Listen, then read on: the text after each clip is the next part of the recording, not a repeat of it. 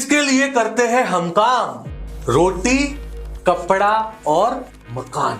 इन तीन चीजों के लिए मिडिल क्लास का बंदा काम करता है, रोटी, कपड़ा और मकान। तो जितने भी बड़े बड़े बिजनेसमैन हैं इंडिया के, जितने भी बड़े बिजनेसमैन को आप जानते हैं जिनकी मल्टीपल कंपनीज है, उनका रोटी, कपड़ा और मकान, इन बिजनेस में कहीं ना कहीं उनका भी बिजनेस होगा। ये मुझसे आप अभी लिखवा लीजिए। राइट, अब बात करते हैं रोटी और कपड़ा की। रोटी और कपड़ा ये इतना महंगा नहीं आता, ये कहीं ना कहीं हर मिडिल क्लास को, हर लोअर मिडिल क्लास को मिल जाता है। वो कहीं ना कहीं से रोटी खा लेता है, भंडारे में चला जाता है, नहीं मिलता तो गुरुद्वारे चला जाता है, नहीं मिलता तो कपड़ा भी कहीं ना कहीं से उसको मिल ही जाता है। लेकिन एक मिडिल क्लास जिसके लिए पूरी जिंदगी जीता है वो है मकान। क्या है वो?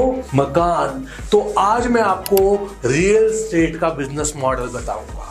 मैं स्पर्श बग्गा, भारत का पहला internet business coach, leadership consultant, आज आपको रियल एस्टेट बिजनेस के बारे में बताऊंगा। मिडिल क्लास के लिए ये बिजनेस एक ट्रैप भी हो सकता है और एक बिजनेसमैन के लिए एक बिजनेस मॉडल भी हो सकता है। इस वीडियो से आप दोनों चीजें सीखेंगे। मिडिल क्लास ये सीखेगा कि वो ट्रैप में तो नहीं फंस रहा, और एक बिजनेसमैन ये सीखेगा कि रियल एस्टेट बिजनेस हो कैसे रहा है। राइट, सो ये वीडियो आप दोनों को डेडिकेटेड तो है ये वीडियो, बट उससे पहले आपको इस चैनल को सब्सक्राइब करना पड़ेगा। आपने वीडियो पे व्यूज भी बढ़ा दिए हैं, 1 साल हुआ है यूट्यूब आए, आपने खूब प्यार दिया है, 70,000 के आसपास सब्सक्राइबर कराए हैं, लेकिन मेरा विजन, मेरा मिशन बड़ा है। उसके लिए आपका सपोर्ट चाहिए, प्यार चाहिए। सब्सक्राइबर से हमें मोटिवेशन मिलेगा और मोटिवेशन से आपको मोटिवेशन मिलेगा। तो करते हैं अब वीडियो की शुरुआत।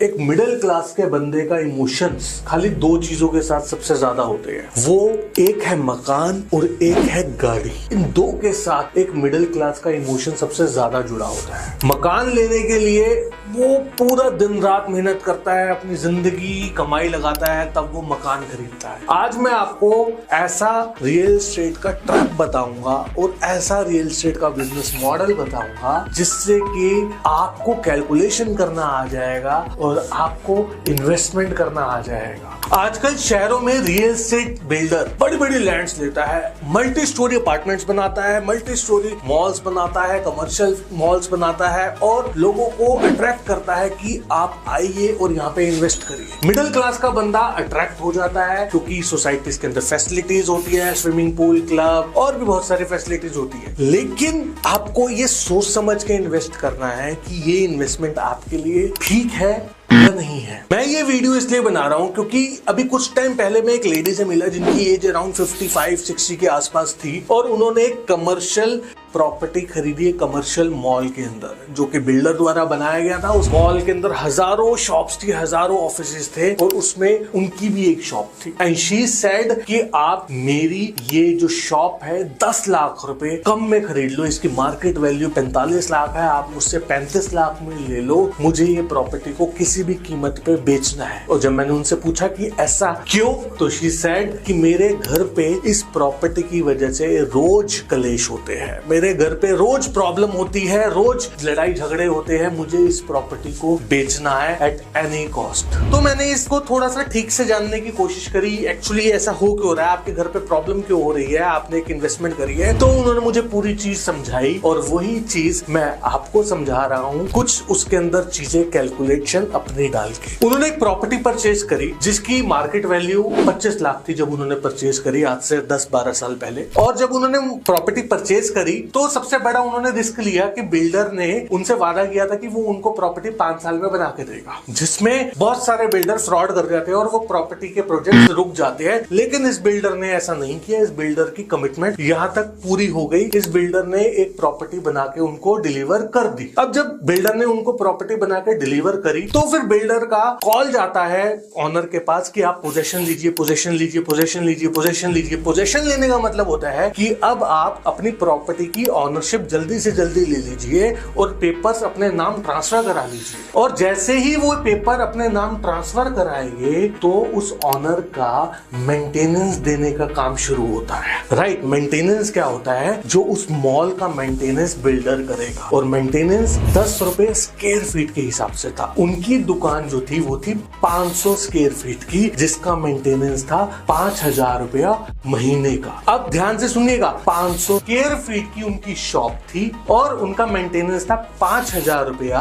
लेकिन उसका जो कारपेट एरिया था, कारपेट एरिया बोला जाता है जितने एरिया में आप काम कर सकते हैं, वो जो एरिया था वो था only 250 square feet, 250 square feet. 250 square feet का मतलब होता है अप्रॉक्स 28 गज के आसपास, 28 स्क्वायर यार्ड के आसपास। राइट, तो जैसे ही उस लेडी ने ऑनरशिप ली, उनकी मेंटेनेंस शुरू हो गई। उनको हर महीने 5,000 रुपए का कॉस्ट देना था। अगर नहीं देंगे तो उनकी प्रॉपर्टी वो जब्त भी कर सकते हैं, ये भी उस डॉक्यूमेंट्स में लिखे थे। अब वो 5,000 रुपए दे रही है। अब यहां तक तो 5,000 रुपए की बात थी। अब उनको उस प्रॉपर्टी पे 5 किलोवाट का बिजली भी मिला था। 5 किलोवाट का जो बिजली का कॉस्ट था, उसका फिक्स प्राइस था 2600 रुपए। 2,000 रुपए गवर्नमेंट का फिक्स चार्ज और 600 रुपए इन बिल्डर्स का बैकअप फिक्स चार्ज, जो जनरेटर पे ये बैकअप देते हैं। राइट, अब यहां तक भी ठीक था। 7,500 रुपए हर महीने के उस लेडी ने देने थे। अब जब आता है प्रॉपर्टी को रेंट पे दे देते हैं ताकि ये पैसा निकल जाए, तो अब यहाँ पे भी एक नई कहानी शुरू होती। जब वो प्रॉपर्टी को बाहर रेंट आउट करने के लिए निकले तो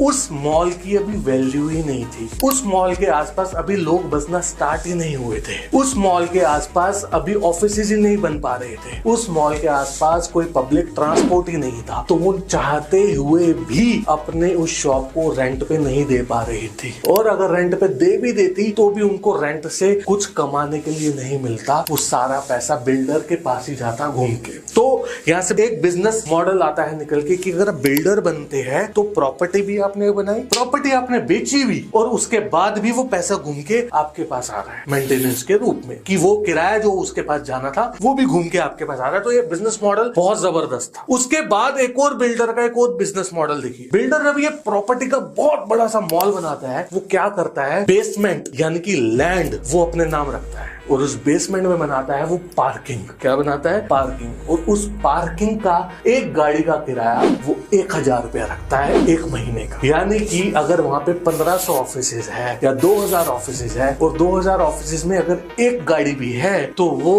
कितनी गाड़ियों का पैसा ले रहा है? 2,000 गाड़ियों को इंटू 1000 करते हैं तो 20 लाख रुपया महीना वो वहीं से ले रहा है। आप समझ रहे हैं बिजनेस मॉडल? तो कहने का मेरा पर्पस ये, मकान उसने बनाया, मकान उसने बेचा, वहां पे पब्लिक को लेके आया, पब्लिक का किराया भी बिल्डर की जेब में गया, पब्लिक की पार्किंग भी उसकी जेब में गई। राइट, अब वो तो बिजनेस कर रहा है, उसने बिजनेस मॉडल था, लेकिन जो बेवकूफी थी वो एक इन्वेस्टर की थी कि एक इन्वेस्टर को ये चीज नहीं पता था कि वो इन्वेस्ट कर रहा है तो उसको आगे से क्या रिटर्न मिलने वाला है। इसीलिए मैं इस वीडियो में आपको रियल एस्टेट ट्रैप भी बोल रहा हूं कि आप इस ट्रैप में ना फंसे। एक मिडिल क्लास का एक इमोशन होता है प्रॉपर्टी, मिडिल क्लास का एक इमोशन होता है मकान लेना, मिडिल क्लास का एक इमोशन होता है अपनी दुकान बनाना, लेकिन उस इमोशन में इतने भी ना बह जाए कि पैसा ऐसी जगह पे लगा दे जहां पे आपके पास इन्वेस्टमेंट तो दूर की बात, ऐसे खून के आंसू आपको रोने पड़े और प्रॉपर्टी को आप लॉस में बेचने के लिए तैयार हो। तो आप समझिए इस बिजनेस मॉडल को,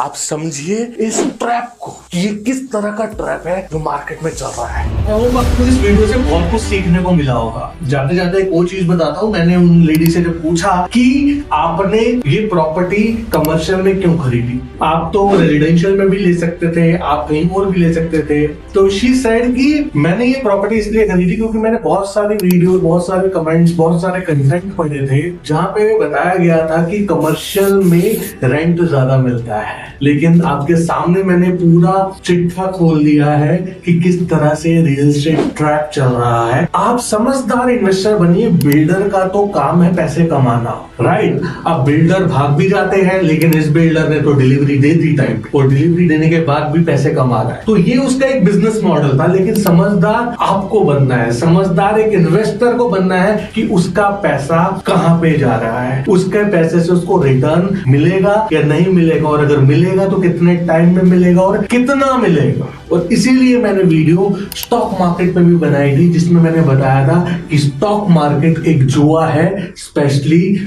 ऑप्शन ट्रेडिंग जो लोग कर रहे हैं। आप लॉन्ग टर्म इन्वेस्टमेंट करते हैं कोई प्रॉब्लम नहीं है, लेकिन ऑप्शन ट्रेडिंग अगर आप कर रहे हैं तो आप मुझसे आज लिखवा लीजिए, 10 साल के बाद मिलिएगा और आप लॉस में होगे। ऑप्शन ट्रेडिंग में आप कमा शायद 90 दिन गए हो, कमा शायद 6 महीने गए हो, लेकिन 2 दिन आपको बर्बाद कर देगी, राइट। तो option trading is very dangerous, उससे भी दूर रहिए। और ऑप्शन ट्रेडिंग पे एक और चीज आपको बता दूं, ऑप्शन ट्रेडिंग पे 30% का टैक्स लगता है। कितने परसेंट का? 30% का। रिस्क भी इतना लंबा, टैक्स भी इतना लंबा, तो कमाओगे क्या और खाओगे क्या? तो इसका मतलब आप इन्वेस्टर नहीं हो, आप एक जुआरी हो, राइट। बुरा मत मानिएगा, लेकिन ये सच है। तो थैंक यू सो मच। आज के लिए मुझे इजाजत दो, और इन्वेस्टमेंट कैसे करनी है इस पे जरा ध्यान दो। Thank you so much. Channel को सब्सक्राइब करें और लाइक करें इस वीडियो।